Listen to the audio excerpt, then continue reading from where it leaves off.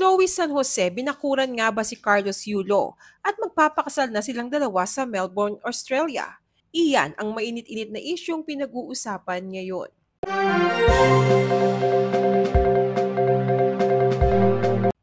Ayon sa veteranong showbiz insider na si Christopher Min ay magpapakasal na sa Melbourne, Australia ang two-time Olympic gold medalist na si Carlos Yulo at ang girlfriend niyang si Chloe San Jose.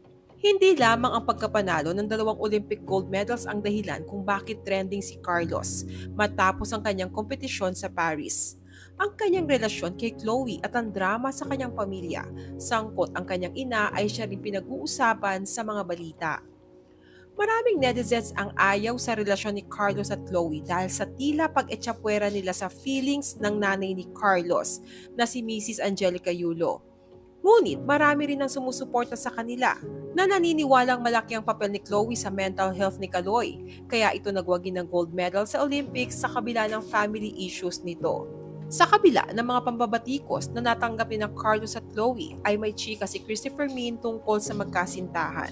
Sa latest episode ng Showbiz Now na ni Christy, ibinahagi niya na may nagchika sa kanyang isang reliable source na sina Carlos at Chloe ay magpapakasal na sa Australia. Tungkol kay Carlos Yulo at kay Chloe San Jose. Ay, wow! Ano daw yan? Ito yung pinag-uusapan ng pabulong, hindi papasigaw, sa mundo ng palakasan. Ano Wow! meron? Magpapakasal na raw sila sa Melbourne. Ay, at saka ito pang katanungan naman ng mga baser. Invited kaya ang pamilya ni Kaloy? Iyon.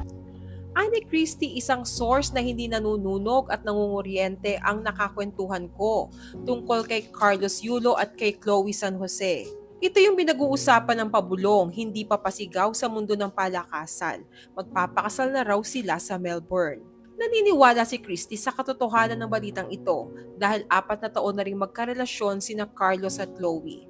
Naniniwala si Christie na malaki ang naitulong ni Chloe kay Carlos, lalo na sa pagkapit ng kanyang pangarap sa Olympics.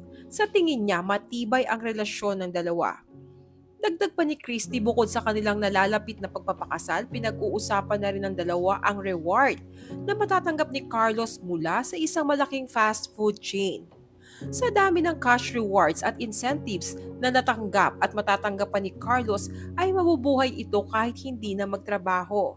Samantala, kamakailan lang ay nakipagkita si Carlos kay Batang Quiapo actor Coco Martin na siyang ugat ng mga espekulasyon na maaaring inalok siya ni Coco upang lumabas sa Kapamilya series na Batang Quiapo. Napabalita rin na ang dating handler ni Coco ay siya rin na manager ngayon ni Chloe San Jose.